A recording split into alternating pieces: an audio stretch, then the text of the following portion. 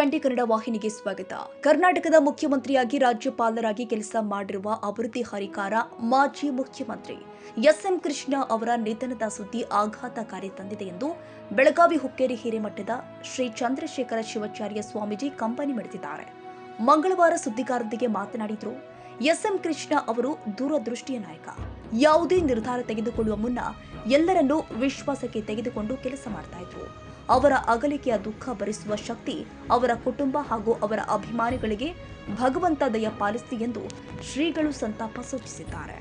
ರಾಜ್ಯ ಮುಖ್ಯಮಂತ್ರಿಗಳಾಗಿ, ರಾಜ್ಯಪಾಲರಾಗಿ ಹಾಗೆ ಸಭಾಪತಿಗಳಾಗಿಯೂ ಕಾರ್ಯವನ್ನು ನಿರ್ವಹಿಸಿರುವ ಧೀಮಂತ ನಾಯಕ ಎಸ್.ಎಂ. ಕೃಷ್ಣ ಅವರು ಇವತ್ತು ನಿಧನರಾಗಿರುವ ವಿಚಾರ ತಿಳಿದು ತುಂಬಾ ಬೇಸರ ಆಗಿದೆ.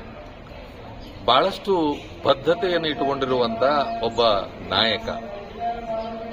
ಯಾವಾಗಲೂ ಏನೇ ಮಾಡಬೇಕಂದ್ರೂ ಆಲೋಚನೆಯನ್ನ ಮಾಡಿ ಸಮಾಜಕ್ಕೆ ಉಪಯೋಗವಾಗುವ ಕಾರ್ಯವನ್ನ ಮಾಡುವ ಎಸ್.ಎಂ. ಕೃಷ್ಣ ಅವರು ನಮ್ಮೊಂದಿಗಿಲ್ಲ. ಅವರ ಆದರ್ಶ ಎಲ್ಲರಿಗೂ ಕೂಡ ಮಾದರಿ. ಅವರ ವ್ಯಕ್ತಿತ್ವ ಇವತ್ತಿಗೂ ಕೂಡ ಎಲ್ಲರೂ ಮೆಚ್ಚುತ್ತಾರೆ. ಯಾಕಂತಂದ್ರೆ ಅವರಲ್ಲಿ ಯಾವುದೇ ಕಾರ್ಯವನ್ನ ಮಾಡಬೇಕಾಗಿತ್ತು ಅಂತಂದ್ರೆ ಪ್ರತಿಯೊಂದನ್ನು ಆಲೋಚನೆ ಮಾಡಿ ಮಾಡುವಂತ ಒಬ್ಬ ಧೀಮಂತ ನಾಯಕ. ಇವತ್ತು ಅವರು ನಮ್ಮೊಂದಿಗಿಲ್ಲ. ಅವರ ಆತ್ಮಕ್ಕೆ ಭಗವಂತ ಚಿರಶಾಂತಿಯನ್ನು ನೀಡಲಿ ಅಂತೇಳಿ ಪ್ರಾರ್ಥಿಸಿಕೊಳ್ತೇವೆ. ಕನ್ನಡಿಗರ ಮೆಚ್ಚಿನ ನಿಮ್ಮ ಟಿವಿ20 ಕನ್ನಡ ವಾಹಿನಿ ಇದೀಗ ಟಿವಿಯಲ್ಲಿ ಲಭ್ಯ. ಕರ್ನಾಟಕ ಮತ್ತು ದೇಶ ವಿದೇಶದ 360 ಡಿಗ್ರಿ ಸುದ್ದಿ ವಿವರವನ್ನ ಪಡೆಯುವುದಕ್ಕೆ ಟಿವಿ20 ವಾಹಿನಿಯನ್ನು ಲೈಕ್ ಮಾಡಿ, ವಿಡಿಯೋಗಳನ್ನು ಶೇರ್ ಮಾಡಿ, ಕಮೆಂಟ್ ಮಾಡಿ, ಸಬ್ಸ್ಕ್ರೈಬ್ ಮಾಡಿ. HCN ಕೇಬಲ್ 842 ನಂಬರ್ನಲ್ಲಿ ಹುಕ್ಕೇರಿ ತಾಲೂಕು ಹಾಗೂ ಸಂಕೇಶ್ವರದ ಸುತ್ತಮುತ್ತಲಿನ ಹಳ್ಳಿಗಳಲ್ಲಿ ಲಭ್ಯ. PCN ಕೇಬಲ್ 129 ನಂಬರ್ನಲ್ಲಿ ಹಾರುಗೆರೆ ಸುತ್ತಮುತ್ತಲಿನ ಹಳ್ಳಿಗಳಲ್ಲಿ ಲಭ್ಯ.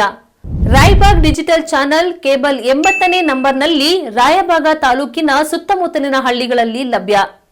UDCN ಕೇಬಲ್ ನೆಟ್ವರ್ಕ್ ಉಗಾರ ಸುತ್ತಮುತ್ತಲಿನ ಹಳ್ಳಿಗಳಲ್ಲಿ ನಿಮ್ಮ ಟಿವಿ20 ಕನ್ನಡ ವಾಹಿನಿಯೂ ಲಭ್ಯ.